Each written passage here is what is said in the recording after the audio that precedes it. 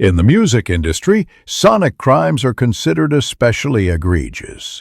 In Houston, Texas, the artist Don Toliver dropped Life of a Don in 2021, raising the question, was it the best alternative hip-hop project of the year, or just another vibe lost in the haze? On Rap and Order, the dedicated detectives who investigate these musical offenses are first-class Regg and Taurian B.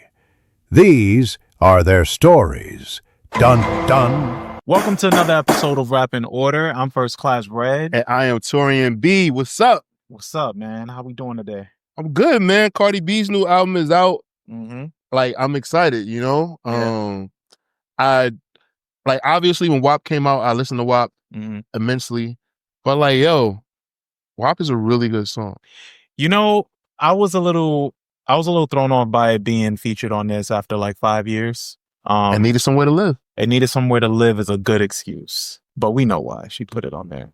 Hey, man, I'm pretty sure if that could have been a thing back in the days, oh, for sure, artists would have did it, because that happened a lot. Listen, I'm not mad at it, because it's like you just want a 10 times platinum song just floating out in the abyss without a home. I'm trying to think of an artist who had a single like that. I wish I researched. I wish I thought about that beforehand. But what were your thoughts on I Am Out of Drama? So first listen, I wasn't in the mood. I really wish we could go back to albums dropping on Tuesdays or in the middle of the week. Right. You wish everybody was just listening to Tyler, right? Yeah, because I go to sleep. I go to sleep relatively early. So I woke up, used the bathroom in the middle of the night, and then I looked and it was 12:30. I'm like, oh shit, let me just tap into this album, see how it's sounding, right? Mm-hmm. So I listened to the first one with Summer Walker. And I was like, oh, okay. And then it leads into more party type vibe. And I was like, damn, my situation right now, waking up, going to the bathroom is not for this album right now. That's why I just wish we would get albums earlier in the week. And then, you could sit with an album for the whole week, give it the proper introduction. You can live with it in different spaces. I get what you're saying, because you wake up Friday, you pretty much are trying to get to the weekend. Mm-hmm. And then the weekend, you find yourself pretty much running errands and doing things to get your life together. Yeah. Mm-hmm. Yeah. So, but in my overall feeling for it, I like it. I think she got some joints on there. That Every Time joint is crazy. Yeah, Every Time is it kind of makes me question why she felt the need to release the singles that she did. I think there were bad ideas for the singles. Right. It don't make sense. The singles that she chose to put out versus the songs that we had on the album. Yeah. It just didn't make sense. Yeah. My other thing that was kind of weird to me is I'm like, yo, the Janet Jackson song is good. It's really good. But I'm like, why did they present it? And I knew that what it was. I was like, Janet Jackson ain't fucking. I did too. I called it. But okay, so I think what happened is, because I was watching her interview with Breakfast Club, and she was saying when they were like, oh, were you surprised? And she was like, yeah, kind of, but I also just knew that she really liked me. Mm-hmm. So I kind of just leaned into that, and we were able to get that done. She said that they sent stipulations as to I guess Janet's must-dos from her team of what she has to do with the song and with the sample. I think one of those stipulations is featuring Janet Jackson, because what that does for the new era, if you just bury it as a sample, the new era, they're not the researchers that we are. Right, they're not going to, okay. They're just going to see, oh, it's featuring Janet Jackson, whatever. But, for people that are doing research, they're going to go look and they're going to see oh, it's featuring this person. Oh, shit, okay. And then even as a result of that, it drove up Janet's streams from what I just saw the other day. People going back and listening to her. So I think it's smart. It's a technicality that people kind of just have to work around, because, and that keeps Janet's name evergreen for generations. Okay. Yeah. I'm not mad at it. I enjoyed the album. Obviously it's been announced that she's pregnant for Stephon Diggs. So a lot of people have thoughts, because apparently Stephon Diggs just welcomed a new baby to the world. Mm-hmm. Cardi has already addressed it and said, that's our baby daddy. Yeah. But that's wild. Remember the Reed podcast? Yeah. So they kind of I thought that podcast ended. I thought so too. So you know what's funny about that? I thought it did too. and I follow them on Apple Podcasts. Right. So sometimes when they get new episodes, I get the updates, and I'm like, oh shit, they still doing this. So on the latest episode, basically, like in their episode, they were talking like they were friends with Cardi. Like, yo, like, why are you doing this? You look crazy. And I think that one of them made the assumption. I think the girl made the assumption that like Cardi has like slept with a lot of men in the industry. And like, if you follow Cardi, you know that like when she came in the industry, she wasn't dating anybody. She was dating this dude that was locked up. Right. She was dating him, the guy that was locked up, right? And then I think Love and Hip Hop with DJ Self was for television, and then the other guy that she got into the fight with was also for television, I think. But long story short, Tom, his name's Tom. Yeah. And long story short, she met Offset, they got married, they had kids. Yeah. And I really fully don't believe that she cheated on Offset. Right. And Stephon Diggs. So the big thing was everybody was like, yo, you don't know this woman. Like, y'all are talking to her or whatever like that. Like, obviously she's okay with how she's doing things. Like, because she said that she's getting ready to go on tour, she's getting ready to do things. Yeah. Like, she's not the first female recording artist to have a child and then say, I'm going to go on the tour for 2 months. Yeah. Like, and this is her fourth child. So it's kind of like, you know what I'm saying? Like, business as usual to her. Yeah. And people keep putting they broke problems on these celebrities. Yeah. Because, like, I was talking to somebody earlier and they were like, yeah, I think it's kind of crazy that she got 4 kids. And I'm like, yeah, we could think that from like in our bracket, because even in my reality, I know I'm not cuffing a girl that got 3 kids. Right. But that's my reality. Like, you think about these people that got all this money and these resources, you having kids is not an issue. Right. So it is what it is. Yo, bro, like Cardi, live your life, baby girl. Like, the album's great. I'm glad you proved me wrong. Yeah, I'm happy that you proved me wrong. The numbers are looking good. I made a bet with Valerie that if she sells over, she was like, I don't think she's gonna sell over 200K, and I was like, I think she's gonna crack 200K, and she was like, let's make a bet, and I was like, well, all right, well, if I win, because she doesn't like ramen. I was like, if I win, you gotta take me out for ramen. She's gotta be at my spot, whatever. And then she said, if she wins, I gotta watch like some fucking rom-com that she loves or whatever. So you cheated? What? How? Because you knew that you knew that WAP was going on the album. No, we both knew that. We both knew that. We made this bet like last week. So she didn't understand. She just made a bad bet. A bad bet. Nah, that's it's fucked looking up. like 200. It's looking like 200. Well, I mean, she's platinum already. Yeah, she's platinum, but the numbers. Okay, so you are being fair. I thought you were just. I thought you knew. Okay, I thought like you was like, all right, man, your funeral. Like, okay, I got you. We made a fair bet down the line. I gotta pick my ramen spot. All right, cool. This one will be quick, but did you see the clips for the Kanye doc? Yeah, so I was trying to find an illegal stream. I know it's at the movies right now. It's on YouTube. There's somebody that like recorded the entire movie. Yeah, I did. So I probably saw the same one that you saw. I was watching it and it's like kind of further out because it has the whole movie screen, right? I was watching that and I was kind of digging into it a little bit, but the way it's filmed is like highlight after highlight after highlight. It doesn't continue. It's not continuous. It's not telling like a story. Yeah. Like that. So I was like, it kind of pulled me out of it. I wish that they would have had like testimonials, but I don't think.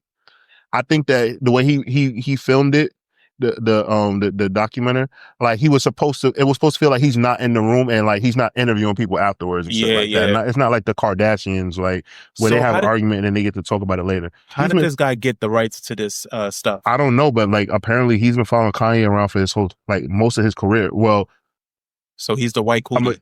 Yeah, basically like not all of his career, obviously, because he wasn't there in the beginning, but like after like I want to say like since Life of Pablo. Okay. Like he's been there. So when it really started going down. Yeah, when shit started super duper going downhill, because you don't think about it, but like a lot of these celebrities like want to make sure that their legacy is like cemented. Like they think about this shit, so they have people come document their lives. Everybody, I think. Well, shit. I know you.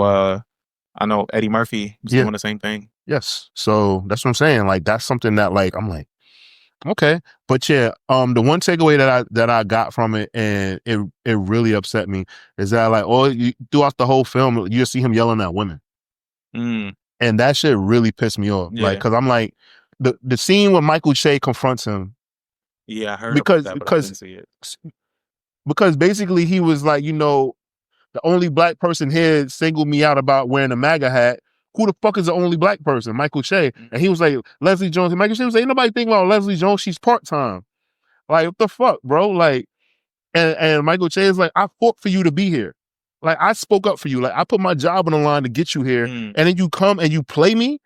Like, and Kanye was like, yo, it's all love, man. I love you, man. Like, him and Consequence, like, Consequence loves talking crazy. Yeah. But Michael Che is huge. I did see a clip of Consequence talking about that confrontation. Did you see that? Of course, Consequence was talking tough after the fact. Yeah, of course he was. He was like, yeah, that was heavily edited, but we stepped to him and we made him take back what he said. Some shit like fuck that. out of here. Yeah. Nah, bro. Like, that was whack. And like, Consequent, like, I used to really fuck with him. I used to really like Consequence. But fuck him, bro.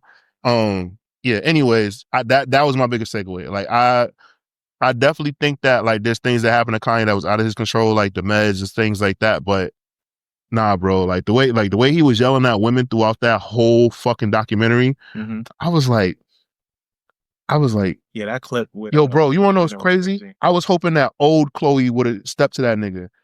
That Chloe, the Kardashian, would have rocked that nigga shit. Did he was yelling at Chloe? Nah. She was present for some of that shit, but like, she was just chilling. But Chloe, alcoholic Chloe, that got married to Lamar Odom in 30 days, would have fought that nigga. City Island Chloe? City Island Chloe? Yeah, would have fought that nigga. Absolutely. Yeah, so I guess I still got to check that out. I just refuse to pay for it. I'm gonna just wait till it properly comes out on stream. It'll be up soon. It probably has a 2-week window. Yeah. What else? Speaking of things I didn't want to pay for before you get. Woo! Actually, I got it on the docket. I already know what let's do it. Yeah. Let's talk about it. So I checked out Him the other day. Yes. Marlon Wayans movie with a fairly newcomer Tyreek Withers. It's produced by Jordan Peele. A lot of people think that it's directed by him. But it's actually, he just has a hand, and his company, I guess, just bought, put their 2 cents in it or whatever. Right. They got the more budget. Yeah, exactly. So so I went into it. I was already a little nervous about getting into it because leading up to me going to go see it, I saw some of the bad reviews it was getting. Okay. And I've been one of the ones saying forever that Marlon Wayans is a really good actor. He just needs his moment because he gets typecast as like this silly guy all the time. Okay. But I was like, man, like Marlon just really needs that one. Like, and I know he can do it. And I thought this would be that. And this movie is just not good. It's just so hollow. I feel like these characters, for what they tried to make of them, there's a lot of symbolism in it. So you know how like a Jordan Peele movie is, where you'll see a lot of symbolism that'll make you want to look up shit when you leave the theater just to see what it means. But even with that being the case, like there is some stuff in it for you to look up and for you to like kind of grasp. But overall, you don't see the full build out of these characters enough to care. Okay, so it's pretty much like they just dropped you into the movie. Yeah. Okay. There's not enough happening. You don't see the without giving it away, you don't see the repercussions of anything happening really. And then there's some shit that happens that's just so crazy that you're literally like, what? Like, what is that even? And then they just move on. And it's like, what the fuck? You want to know how I know this movie wasn't lit or good? The NFL didn't say a word about it. Yeah. So even that, there's hints of it being, I mean, it wouldn't be to the benefit to talk about it, even if it was. No, well, I guess, so a long time, it definitely was 20 years ago. I hate feeling this fucking old. Remember ESPN had a show about football players? What was it called? I forgot, but no, let me make sure I get this right. Omar Gooding was the star of the show. Okay. And essentially it was a football series about football players, and it was like a darker version of the game. And it was showing like, what they go through, like the CTE. It was like Any Given Sunday, but a television series. Okay. And it showed, it gave in detail like what they went through, like guys getting like cortisone shots, getting back in the game when they have concussions, guys being on steroids, certain football players being like gay together and shit like that. Like, it was a big deal. And ESPN featured it because ESPN was going into making like television, like sports shows, drama shows. the NFL was so upset about the show that they paid ESPN not to make a second season because the show's ratings were high as shit. Yeah. So people were watching it, and the NFL was like, "We'll pay you to never just don't make any content like this." Go. Yeah. Wow. Okay. So that's why I'm saying like him, like the NFL was just like, "Oh, we're not even worried." Yeah. Go ahead, Jordan Peele. Yeah. Like whatever. Yeah, it has these very demonic, dark undertones, and just like touches on selling your soul for a bigger price and all of this other shit. You know, they should have talked to Michael Irvin about making that movie. Oh, he would. I feel like from what it was explained to me that Marlon Wayans is cosplaying as Michael Irvin throughout the whole movie. I could see that. But like Marlon, like he just didn't get enough space to really do his shit. Like, I get it because the movie's only 90 minutes, right? Yeah. Okay. It's not that long. Speaking of bad movies, what is it? Highs and Lows? Highest to Lowest. Highest to Lowest. That movie sucked. Yeah. I saw that shit and I'm mad. What didn't you like about it? The plot was stupid. The acting seemed like it was kind of like it wasn't a tight ship ran on that production. You could tell. So you have Denzel Washington and Jeffrey Wright, two of the greatest actors ever. Like they're up there. Like Jeffrey, I hold Jeffrey Wright in a very high esteem, and like you could tell that like there was an outline and they went in there and they just did it, and that's fine. But with those names is kind of disappointing. Like and I'll liken it to, remember the movie Righteous Kill with Robert De Niro and Al Pacino? Yeah. How it felt similar. Like, all right, these guys are legends. So I feel like Spike Lee just called them and was like, yo, what are y'all doing? Yo, I got 2 weeks for production. I'm gonna send y'all the script, come through and we'll just knock this out. Like, no. We don't have that many locations. We got 10 locations. Yeah. You know, we got one scene in train station. You know how we do go here, go there. Don't worry about it. Oh yeah, ASAP Rocky. Oh yeah, he's in legal trouble. Don't worry about it. He'll like he only has 2 days of shooting. It'll be taken care of. Yeah.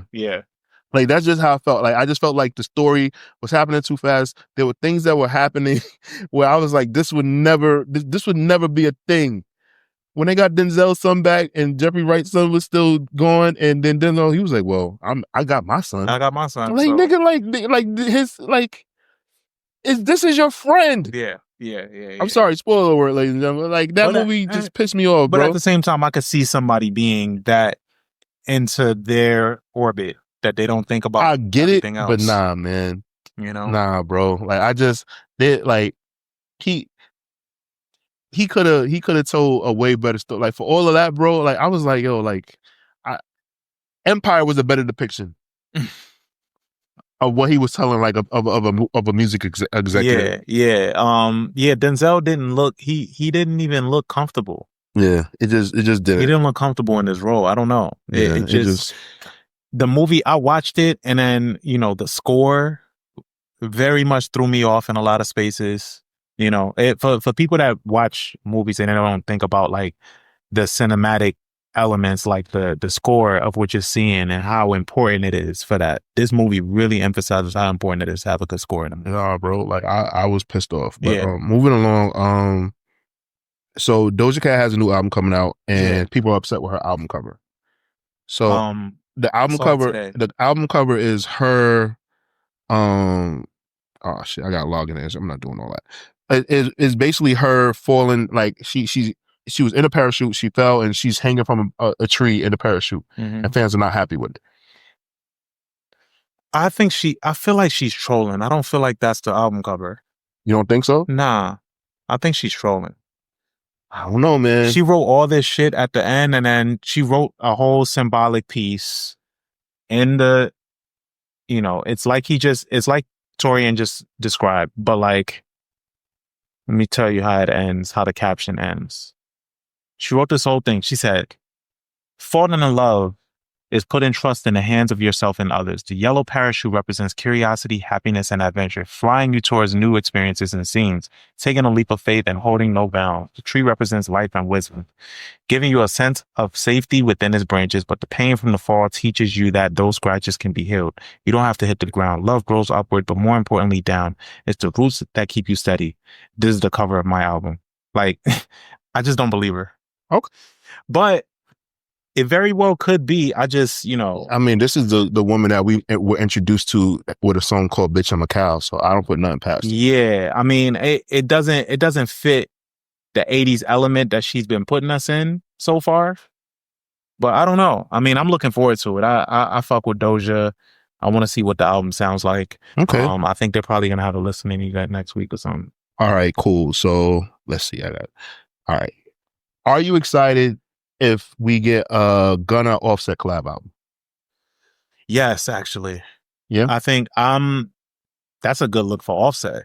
Right. That's a super duper good look for Offset. Because Gunna is in a spot right now where he's just really, really killing it. Mm-hmm. And I think Offset has just been missing that piece, and I think he's trying really hard. Like he shot a video for every song on his album, right? And he still can't get the motion that I think he deserves. I really thought that Bodies, I mean, get my words out.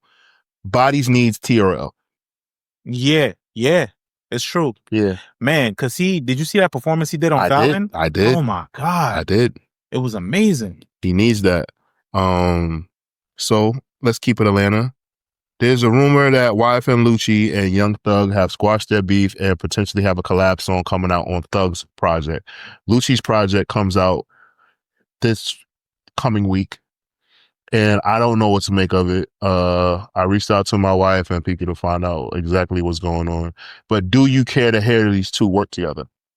Nah, I don't care. Yeah. I think I really just am curious about what music space Thug is in, considering everything that's against him. And nobody really truthfully cares about those calls anymore. Right. That shit came and went. Yeah, it came and went. Like, people not really mad at Thug. Yeah, I just want to see what space he's in musically. Okay. Because ever since he's been out, he hasn't really dropped much. Right. And there's a lot of limitations on how he can rap. Okay. You know? So we'll see. I okay. Jay Electronica. Mm-hmm. He dropped multiple projects. I think 4 at this point. Yeah. And and on one of the records, he said that he gave Jay-Z 19 albums. Mm-hmm. So, did you care?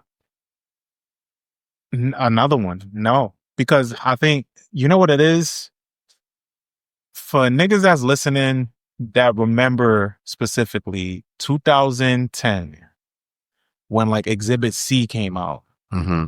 And how good it was, and we thought that it was like a Just Blaze artist. Like niggas was like, man, like who is this dude that Just Blaze is working with? And then it's like, oh, like the lore to him was just so crazy. It's like, yo, he got Erykah Badu pregnant. Like, who the fuck is this nigga? He was homeless in New Orleans. Like and we didn't know what he looked like for now. Yeah. He was homeless. He's from New Orleans. But he raps like raps really well. Yeah. He's super tapped in. He's Muslim. Like, it's just like all of these things you kept finding out. It's like pulling back up the layers on the onion or something. And Jay-Z fucking loves this dude. Mm-hmm. So it was and Puff was following him all over the city. And then he lived with Puff. Mm-hmm. Yeah, it was a lot. It was I remember that. He did live with Puff. How awkward is that? Think about this. When he signed the deal with Roc Nation, he still lived with Puff. Mm-hmm. Like, how you come home like, yeah, I'm not going to sign with you, bro. I'm actually surprised that he didn't get pulled in for questioning of anything. He rapped about it. He rapped about it. Yeah. Yeah. He said that I think basically he said that he didn't see anything. Yeah, he said he didn't see anything, but he basically rapped, yeah, I live with Puff and Cassidy and then get pulled in for a subpoena or whatever like that. Yeah. I believe it. I believe he definitely minded his business. Yeah, I do want to see what comes of this, because when it was like a fake out at first. When he first put out a project, it was like a combination of all the songs that he's released throughout the years that just weren't on the first one. Yeah. And it's funny because I didn't realize that's like, because when that project came out, the one that came out in 2015, I thought, like, if you were a hip hop fan, you listen to it. And talking to my boy LaShawn, our boy LaShawn, he was like, yo, like, him and Hov got more songs together. I'm like, Shiny Suit Theory? Like, yes. Like, that's... Shiny Suit Theory came out when we was at Levi's. Yeah. That's how long he's been out here. But then I also got to remember, like, LaShawn's age. Like, he probably just wasn't tapped in. But, like, I remember I was, like, shocked. I was like, damn. So all of that music was new to LaShawn. Like, it wasn't, like, I've had that, the first project that he put out on on this over the weekend. Like I had that for a long time. I think his moment has really just passed. And right now, that's not to say that the skill is not just still there. It's still rap, of course. I do have a critique, and it'll surprise you. He has not grown as an MC. He's in the same place, but it's just that like because he hasn't put out anything, it kind of don't matter as much that he hasn't grown because he hasn't been putting out music. But it's just that like fans have been so like displeased with him, and maybe he was waiting for the right time. Maybe he feels like now is the time where his voice is needed. But yeah, bro, we don't have time for that shit. And the way that he's doing it just sucks because there's not. You wait this long, at least have like a sick, cool rollout. Like you just dumping out the hard drive. Right. I want to talk about WWE's WrestlePalooza, their ESPN debut. I enjoyed it, but according to a writer for ESPN, he hated it, and a lot of people feel the same way. They felt that a lot of the matches didn't feel like big matches. Like so, WrestlePalooza is supposed to become one of the big. They used to be called pay-per-views, but now they're called PLEs because they're on streaming services now versus paying for pay-per-view. So now it's called premium live events. So, you know, you have the big 4 premium live events. You have WrestleMania, you have SummerSlam, the Royal Rumble, and Survivor Series. They want WrestlePalooza to become one of the big PLEs. So instead of the big 4, they have the big 5. Okay. So with that being said, the matches should feel bigger. It should feel more grand. It should feel like that, right? I personally don't think. I think that wrestling fans are too conditioned to already know what are the big events. So, but we get other events, but like we know that like that one's is just to progress a story. The matches, I enjoyed them, but I could understand they didn't feel like a lot happened. So the best match of the night was for the women's title, Io Sky versus Stephanie Valkyria. So it was just that like they're 2 foreign-born female athletes, and they just put on a fucking show. Like they had like they stole the show, and they weren't the main event. Cody Rhodes versus Drew McIntyre was the main event, and that main event felt short. Cody just came back from filming Street Fighter. Like it just didn't feel. It felt like it didn't need to happen. He's already done with filming Street Fighter. Apparently yes. Well, I guess like the main stuff. Okay. So it just didn't feel right. Like a lot of people felt that Cody should have lost. And he didn't lose. They were just like, yo, let him lose. He's doing movies right now. Like, he won't be around anyway. Right. Let him lose. But it probably was something with the corporate people, the powers that be or whatever like that. But it's interesting because the other company, AEW, had a show the same day, and people are raving about how good their match card was. So now, like, people are starting to see, like, okay, with WWE being bought by this company TKO, a lot of the interest that like purist wrestling fans have might be going down the tubes because they're trying to elevate WWE to UFC. So that's why ticket prices are going up, and they're starting to do things more selfishly with their stars to position their stars and not worrying about the stars, like the lower level stars. Like, yeah, like, you know, when we were growing up, like, yes, we had Stone Cold Steve Austin and The Rock, but we definitely wanted to see badass Billy Gunn and Jesse James come out and do their thing. And TKO is kind of like undercutting that. And like wrestling fans are too smart for that because we're like a cult following, and they're trying to bring in newer fans so they can like make sense of more money being spent, and they're getting all these deals. They're not just thinking about y'all. Yeah, and it's not working. Because for them, they already got y'all. Right, and it's just not working out. The last thing, Jimmy Kimmel is back. As we're recording on Tuesday, Jimmy Kimmel will be back on television. Yeah. He was suspended indefinitely, initially because of his reaction to the death of Charlie Kirk. And as time has unraveled, is more evident that it's just that the president didn't fucking like Jimmy Kimmel. Because he didn't, my personal opinion, I don't think that he made fun of Charlie Kirk. He made fun of how the president reacted to Charlie Kirk dying. Yeah. And for anyone that watches late night television, because like me, like I didn't realize, well, I just assume that not that many people really watch late night TV. It is one of those things that I still do. Like I watch all of them. I watch Kimmel. I watch Seth. I watch Colbert. It depends. I don't watch Seth, but I definitely watch the big three. I watch Colbert, Fallon, and Kimmel. Okay, so like. Yeah, but Jimmy has been pretty vocal about his disdain for Trump for years. Yeah. Like even with guests, to the point where he makes his guests uncomfortable sometimes. The way he leans into Trump. What he said, like you said, it wasn't that big of a deal. I just think that it was just the last straw probably for Trump. Right. And he decided to throw some muscle around. Because I'm pretty sure he's heard Kimmel make jokes about him over the years. Yeah, of course. Yeah. Trump can't stand him. And it's what also was funny, what I was confused about is Trump's explanation was like, his ratings are bad. They're really bad. They're doing terrible. Jimmy Kimmel's the #1 late night. Stephen Colbert is. So he said that when Stephen Colbert said that they weren't going to renew his show, Trump said, yeah, his ratings are terrible, like the worst they've ever been. Like, he's no Carson, like he's going down. And he speaks for people. He speaks for people that they just take face value and they don't do research. Right. So they're gonna listen to that and be like, he's bad ratings. And then Jimmy Kimmel, same thing.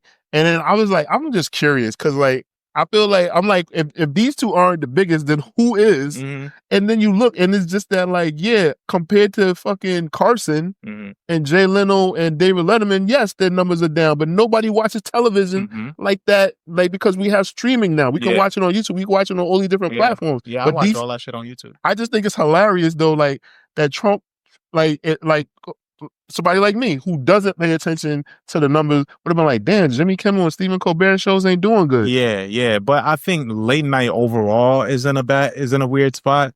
And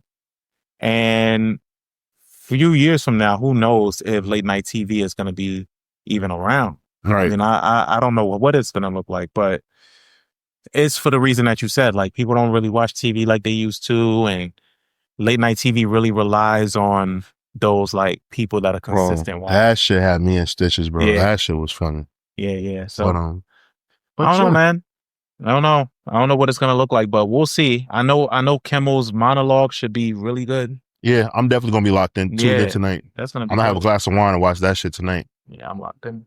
Yeah. But let's get into this album. This is case 267, Life of a Don by Don Toliver. Yes, sir. Let's get to it, Reg. So Life of a Don is the second studio album from Don Toliver. He released it through Cactus Jack Records. As we know, or if some of you don't know, he is one of Travis Scott's artists. The production was handled by plenty of A-list producers, including Mike Dean, Mustard, Metro Boomin, Hit Boy, Cardo, and others, with guest appearances from Travis Scott, Baby Keem, Kali Uchis. The album debuted at number 2 on Billboard the year that it dropped. It came out October 8th, 2021. So was this your first time listening to this project? Absolutely. It was my first time. I know who Don Toliver is because Sarah is a huge Kali Uchis fan. As you can see, the 2 vinyls behind me, those are hers. But I know his voice. I've heard him on other songs. I just never dived into his albums. Yeah. So I listened to this album and I just want to say off rip, the music is good, ladies and gentlemen. So I'm not here to bash the music, but this is sleepy, get ready to fuck music. So that's like my consensus. Like when I was taking my notes and everything like that, like when we pick the albums, right? Like typically, I'll want to do, Boogie Down Productions, Criminal Minded. But then I also have to remember that, our audience, that's like, we have that audience, but it's like that's isolating a lot of people. So then I'll be like, yo, Reg, I already know what albums I want to do, but I'll ask Reg, I'm like, yo, Reg, you got any suggestions? And then Reg will say, the album. So he picked this project. So I'm like, okay, Don Toliver, Travis Scott artist. And I'm listening to it and I'm just like, mind you, this is like 2 in the afternoon and I'm like walking with Maverick and I'm like, whoa, I should play this, later tonight after we put Mav to bed. Because this is not like me going on a brisk walk with my son. Like, I just think that's psycho shit listening to it. Like his music is definitely set the tone, very like sensual, like, you rub certain kind of oils on you, eucalyptus and shit. Yeah. and you get down to it with your partner. But it has this like even the first song, Escape. Like it's just very, he has these elements of trap and mixed with his voice, and it's one of those things. He makes people bring up what happens in hip hop now, where they don't necessarily know how to categorize whether things are rap or not. Because I still see people categorize him as rap, and he's not a rapper. He's like it's singing. There's a lot of melody, and I think the beats is what confuse people. So would it be would you be okay with putting him in the alternative hip hop kind of category? Because I think some people don't understand that like hip hop is what you live, right? But in that, like a hip hop artist can be somebody like I'm trying to think of somebody. Cudi. Cudi does not rap. Cudi raps, but what he's doing is not your rap. traditional rapper. Yeah, he's not your traditional rapper. Yeah. So that's why I'm like, yeah, like it should just be called alternative because it's based in hip hop, like where it comes from. It's just that like they're not rapping, but obviously these people aren't like classically trained singers either. It's definitely the origin, yeah. But like, and yeah, I would think something like that for Don Toliver for sure. He's from Texas. You can definitely tell when you listen to a lot of some of his stuff that like where the origins are from. There's a lot of like Southern drawl. There's a lot of screw music inspired that's like in the bed of his music. But yeah, I think when this project came out, he had a project before this called Heaven and Hell. But I like this one a lot more because I think this elevated that sound. It was more expensive. It's more lush. You got a lot of different producers on here. And I think this is how an artist is made. Like as far as, he's under Travis Scott, but I could see that he works with Travis a lot. Yeah. I don't know if it's his influence or Travis's influence, because you never know with Travis. Right. Yeah. You never know like what came first. You never know the chicken or the originator egg with Travis. But yeah, I played this project a lot back when it came out. It was just feel good music, and it just was where I was in my life at the time. Like I said, it kicks off with Escape, which is like a lushful like vibe. Sets the tone. Yeah. Sets the tone really well. The beat is amazing. You're the one I want. Like it's just, and it's Dirty Mac into it too, but it's smooth. Yeah, that was something that I realized, and I was like, is he? Yeah. Yeah. Dirty Mac in heaven. Yeah, you did how you got Cali Uchis? Oh, it is? No, I don't. Oh, I thought you had maybe. I thought you had the T. They locked in. They got a kid together. Yeah. And their chemistry is incredible. Yeah, I saw her perform she performs at, like, her and Tyler are actually good friends because she works with Tyler a lot. I believe she's at Camp Flognaw again this year. Oh, fire. Yeah, she did have an album that came out earlier this year. Mind you, when I got my ticket to Camp Flognaw, I told Guy, like, yo, we got the tickets, but it's sold out. And he was like, all right, I'll just go on StubHub. I'm like, all right, rich motherfucker. Like, yeah. I don't even think about stuff. Yeah, I'm trying to get the pre-sale. I'm like online, like waiting to do it. And he just was like, oh, it's done. I'm like, oh, okay, guy. He went and got it. Yeah, all right. He's like, yeah, I'm living well. Yeah. But let's get to it. What the next track is 5 Times. Yeah. Love this one. That's that Cardo mouth, man. Yeah. 5 Times. Yeah, 5 Times. The hook. The melody, that's what sells me on this album itself. It's just like, this is the undertone of like, where it just feels natural. It looked like it feels natural for him. And I think he leans into that really well. And I think him and Cardo work really, really well together. Yeah, I just, like, when I looked at the production credit, I was like, like you realize that like a lot of producers get pigeonholed, but you assume that they get pigeonholed, but it's not that. It's that like, sometimes you don't listen to other artists to see who they're producing for. Yeah. So like, to find out that Cardo did a lot of this, I was like, really? Yeah. Cardo was locked in. Cardo is a really versatile producer. Like he's able to really, really just meet you where you at. Agreed. All these artists. Way Bigger is produced by Sunny Digital. Is like a really great beat switch toward the end. Yeah. That leads into the next song. The production on that project outweighed what Don did though. On what? On Way Bigger. Oh, you think so? Yeah, like the Yeah. production was way bigger than what he did. Oh, okay. Okay. I see what you mean. Yeah, way bigger. There's a lot of like strip club type songs on here too, though. Mm-hmm. Like even Five Times. Five Times is in that element of like a strip club type anthem. Right. And then way bigger, it's just a fun one. But then Flocky Flocky, which features Travis Scott, another one of their like really good. That was a Travis Scott throwaway. You think so? Yeah. It might have been. It might have been. Well, let me not say throwaway. That was, but I think like that one was that was meant for a Travis album. Yeah, and he gave it to Don because maybe it just didn't fit what he was already doing. I'm not gonna say a throwaway, but like he was like, I have nowhere for this to live. You can have it. Yeah. I mean, maybe you're right. Mm-hmm. I can't remember if See how what this album do? See? I can't remember if what year was. I'm trying to remember what was around this time frame for Travis Scott.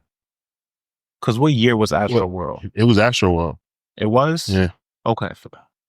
Yeah, you're right, actually. It was Astro World. All right. Yeah. So Flocky Flocky and then Into What You Need, which is the main lead single for this project. I really, really like that one. That's a classic single for Don Toliver. And it's produced by Hit Boy. Okay. Yeah. I think speaking of Hit Boy, I think he's on his way back into the mix of things. Yeah, I think he had to get he had to get his paperwork out of his deal. Yeah. Because he was tied into a deal since like the early 2000s or some crazy shit. Yeah, I think Jay got him like helped him with getting out of the deal or whatever like that. So that worked. And it must have been a really bad deal because even after Jay resolved what he was going through, he was like, yeah, you still got to wait an extra 2 years. It's done, but you got to wait another 2 years. It's like, what? What the fuck did his deal say? Yo, man, dudes, it's predatory in the music industry. Some dudes, like, they want their lives changed. And it's like, at the time, it's a lot of money. Like, a person's like, here, I got $20,000 for you right now. And then, like, this person sells millions of records, and then it's just like, you kind of like sold your soul. And then the person makes it seem like, like, look, nobody else is going to help you the way I'm helping you right now. It just sucks. It's fucked up how those things go. That's unfortunate. The next one, Double Standards. Yeah. Okay. You like it? It was okay. I don't have bad things to say. I just I'm listening to it and it's like this album is atmospheric. It sets a mood, it sets a tone. So for me, my brain is so trained like, all right, R&B music does this. And he's not an R&B singer, so I kind of get confused. I get you. I like Double Standards. It feels like a Drake song to me. It feels like an old Drake song, but I like it. I like kind of like this updated element that it has to it because it has the trap elements. It's still Don Toliver, and at this point into his second album, he already has his own sound, Right. But then that takes us into Swangin' on Westheimer, which is a classic. Yeah, in my opinion. I've heard this song before, Yeah, so like this one was familiar. Real lover shit. It samples Justin Timberlake's Until the End of Time. That like subtle knock that it has to it. Ballad. Yeah, it's from that song. He was talking about making this song, and I think Westheimer, I believe, is a street or a highway, I want to say, and in Houston, and he was just probably both, but it's probably one. It's probably one that he's talking about. But typically, if something is named after a street in Texas, it has like is named after like 4 other things. Yeah, and he's just talking about driving down that street. Like he said, it had 4 lanes. So yeah, it's a highway. It's a highway. And he just talked about the appeal of that and just setting the tone and the importance of setting that vibe with this song. And I just love this song. There's an artist by the name of Maida. She did a beautiful cover of this song, which I still play. Beautiful, beautiful tones. Drugs and Hella Melodies is another standout on this project. It features Callie and Don, the parents themselves, and it's one of their many collabs that I think is flawless because they don't fucking miss together. And then I think with what I really like about Don's music is how intentional it feels. It doesn't feel like he's just filling up space. like with this album, I was reading about, you know, in the research portion of getting into it, I was reading about just how he was trying to get in the zone to do this album and his intention behind even doing this project, which was sharing where he was in his life at that time, you know, with love and past experiences and documenting all that stuff. And I think he had just started really dating Kali Uchis. And so, yeah, there's a lot of vulnerability on here. It's just real like lover boy shit. I really thought that Drugs of Hella Melodies like kind of should have been like pushed as like a bigger song, because it has like it could have made the pop charts. I'm not saying that as like a discredit. Like, it just feels like one of those songs that, like, you know, it's like a fan favorite and it just takes off. I think so too. And I think maybe it was just around the time that it came out that it didn't give it that love that it deserved. Niggas wasn't outside like that, man. Yeah, because this was 2021. Yeah. So we were still wearing masks and shit when this came out. So I get it. It just came out at the wrong time. But speaking of like bedroom type songs. Oh yeah, this one hits a nail on the fucking head. Perfect after hours banger. Yeah. It's really, really good. He was like, yo, like when I was making this song, I just wanted something for like after hours type vibe. Yeah. And to speak to that hour. Yeah. You know? It's obvious that like it seemed like, I could be wrong, but it seemed like this song pretty much encompasses what the album, the mood for the album, the feeling. Yeah. But then coming off of that, you have a song like Get Throwed. My favorite song on the album. Yeah, and that Mustard, it's a Mustard production. Yeah, it woke me up. Yeah, that one. This one is a slap. I feel like YG would have sounded great on this. I agree. He would have sounded amazing, even outside of the fact that you can always hear YG with Mustard. You know, I think he just would have complimented this very well. And then Company Part 2, because Part 1 is actually on Heaven and Hell. This one is produced by Metro. And Metro, you know, with his classic dark undertones, this one, he really, really makes this one stand out, in my opinion, with that production. And Don is just there to be his classic simp self to sell this one for me. Yeah. Like I enjoyed it. It was cool. Yeah. And then Out of Space. With King. Yeah. Baby King. Second collab between them. The beat switch is insane. I'm really waiting for new Keem. I really enjoy him, man. He hasn't said anything in years. Only time that we saw Keem, I think, was at the live show, the stadium show that we went to. Yeah, when Kendrick right. brought him Yeah, out. well, yeah. Like, haven't seen him since. Right. So, and my last time seeing him before that was at Camp Flognaw, my first year, and he and they were calling themselves the Hillbillies, and like they came out and they performed, and I was like, oh shit, yeah, okay. Yeah, I don't know what's happening with Keem, man, but I am looking forward to whatever he got coming, because I know it's going to be crazy. Yeah. I think Kendrick just told him to chill. I think Kendrick told him, like, yo, experience life.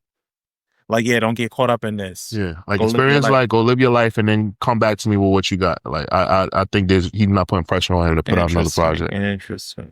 I mean, we'll see. Whenever he pops back up, it's going to be great. Right. But Smoke, I think this would sound crazy at a concert. Okay. I could see the elements of this and how crazy it will go. There's some real, like, Travis Scott type shit, so I would want to watch it from afar. I don't want to be there. Oh, yeah. Yeah, I'm too old to be in the mix of this. Like, yeah, but I would love to see how this goes up at a show for Smoke.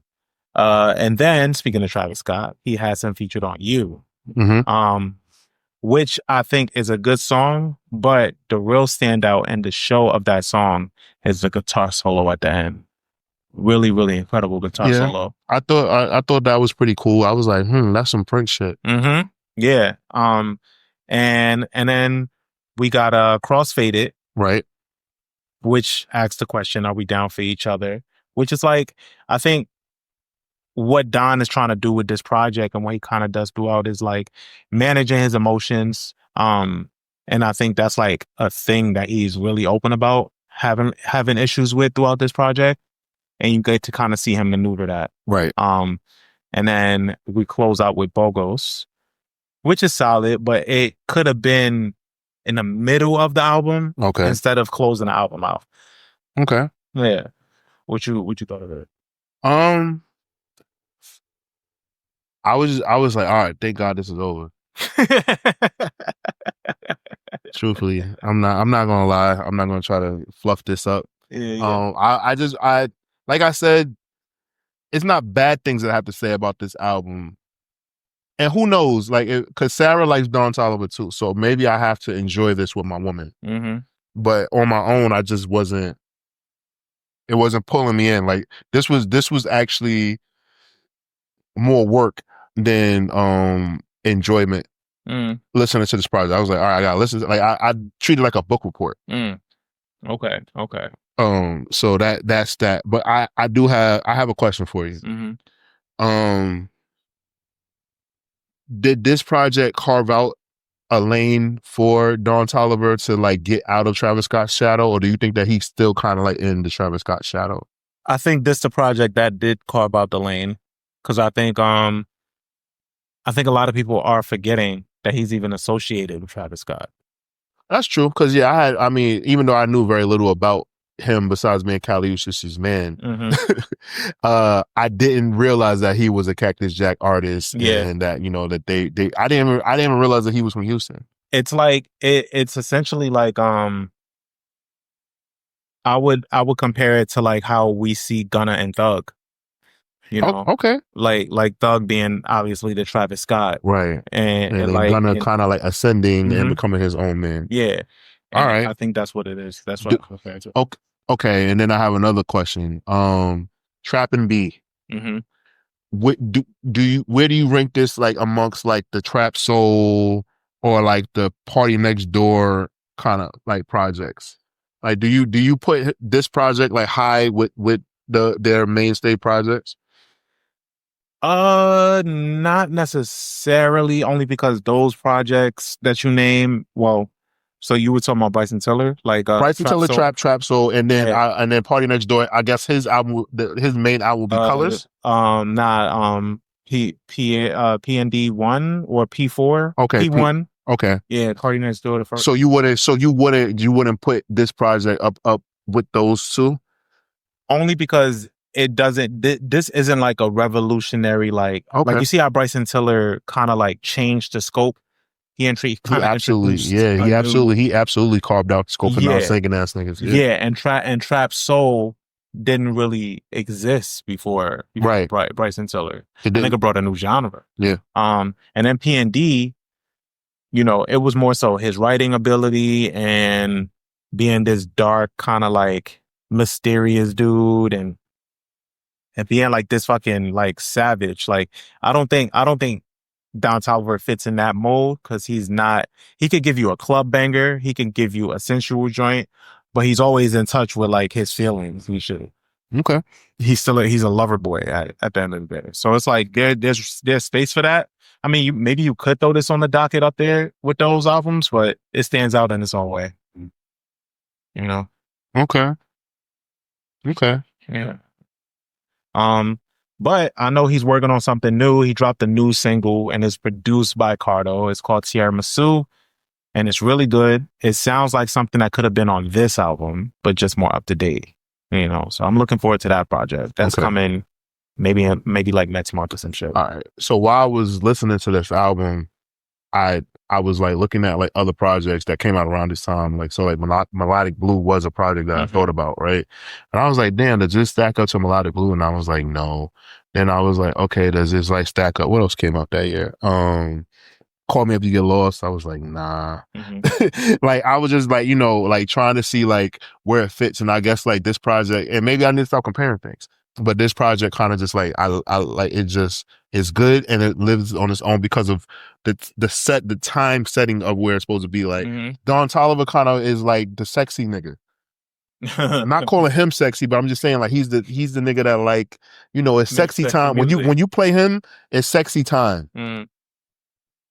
Yeah, yes and no, because he has shit that can exist in different lanes. But if you mean like overall, then yeah, sure. But he has like some bangers, like for real. Okay. So, this one is just a little more sultry. Like if you listen to an album like Lovesick, he has a fucking heater on there with Justin Bieber. And Justin Bieber and Future. That goes crazy. So like, he's really intentional with his sound. I think that was just his motive with this album. Okay. Yeah. So I would say it's worth checking out for that reason. But yeah, I'm interested to hear what your take is, what your rating. This is a middle of the road album for me. I'm not going to revisit it, but I will never tell anybody that it's not a good album. But for me, like this album, I don't know how I can give it a good rating if I would never revisit it. So I gave it 3 out of 5. I wanted to give it 2.5 out of 5, but I thought 2.5 out of 5 was like OD because the music is good. I'm aware. I can separate the two. I can compartmentalize, ladies and gentlemen. So yeah, middle of the road album. I'm like, all right, yes. It's cool. Yeah. I give this album a 3.5 out of 5. I really enjoy it for what it was. I think Don Toliver is a really good songwriter, and he knows melody, he knows hooks, and I think his writing is really good. I think it's simple, but also impactful. So I think in this day and age that works really, really well with what's going on. People don't really want to think much, but they also still want to vibe. So he fits right in that field. I'm curious to see what this next project sounds like. Interesting, Reg. Interesting. Yeah. So I recommend for you guys to take a listen to this album, even if you heard or haven't heard Don Toliver. Let us know what you think. I'm First Class Reg. And I'm Taurian B. And we're out of here. Catch you guys next time. Dun dun.